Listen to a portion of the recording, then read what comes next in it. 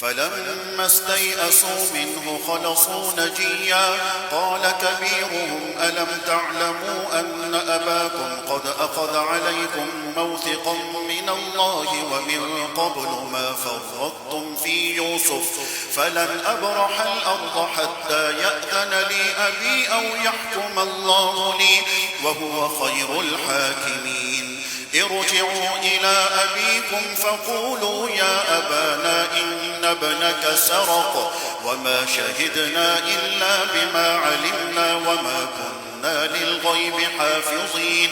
واسأل القرية التي كنا فيها والعير التي أقبلنا فيها وإنا لصادقون قال بل سولت لكم أنفسكم أمرا فصبر جميل عسى الله أن يأتيني بهم جميعا إنه هو العليم الحكيم وتولى عنهم وقال يا أسفا على يوسف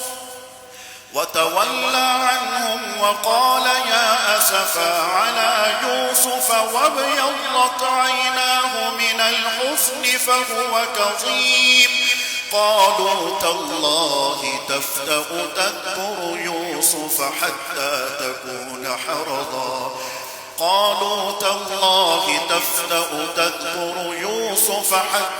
تكون حرضا أو تكون من الهالكين قال إنما أشكو بثي وحزني إلى الله وأعلم من الله ما لا تعلمون يا بني يذهبوا فتحسسوا من يوسف وأخيه ولا تيأسوا من روح الله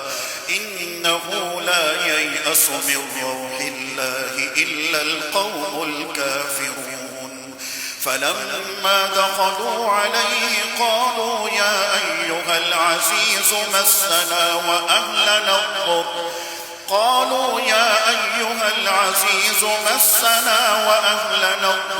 وجئنا ببضاعة مزجاة فأوف لنا الكيل وتصدق علينا إن الله يجزي المتصدقين قال هل علمتم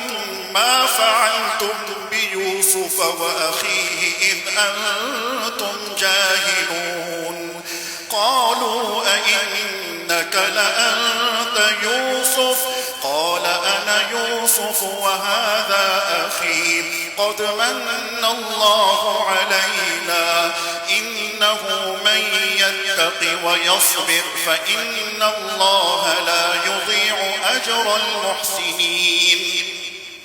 قالوا تالله لقد آثرك الله علينا وإن كنا لخاطئين قال لا تثريب عليكم اليوم يغفر الله لكم وهو أرحم الراحمين اذهبوا بقميصي هذا فألقوه على وجه أبي يأت بصيرا وأتوني بأهلكم أجمعين ولما فصلت العير قال أبوهم إني لأجد ريح يوسف لولا أن تفندون قالوا تالله إنك لفي ضلالك القديم فلما أن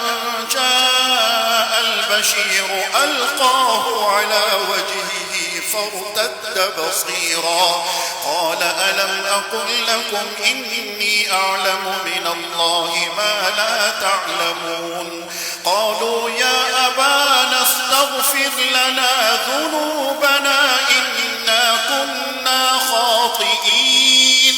قال سوف أستغفر لكم ربي إنه هو الغفور الرحيم فلما دخلوا على يوسف آوى إليه أبويه وقال ادخلوا مصر إن شاء الله آمنين ورفع أبويه على العرش وخروا له سجدا وقال يا أبت هذا تأويل رؤياي من قبل قد جعلها ربي حقا وقد أحسن بي إذ أخرجني من السجن وجاء بكم من البدو من بعد أن نزغ الشيطان بيني وبين إخوتي إن ربي لطيف لما يشاء إنه هو العليم الحكيم رب قد آتيتني من الملك وعلمتني من تأويل الأحاديث فاطر السماوات والأرض أنت وليي في الدنيا والآخرة توفني مسلما وألحقني بالصالحين ذلك من أنباء الغيب نوحيه إليك وما كنت لديهم إذ أجمعوا أمرهم وهم يمكرون وما أكثر الناس ولو حرصت بمؤمنين وما تسألهم عليه من أجر إن هو إلا ذكر للعالمين.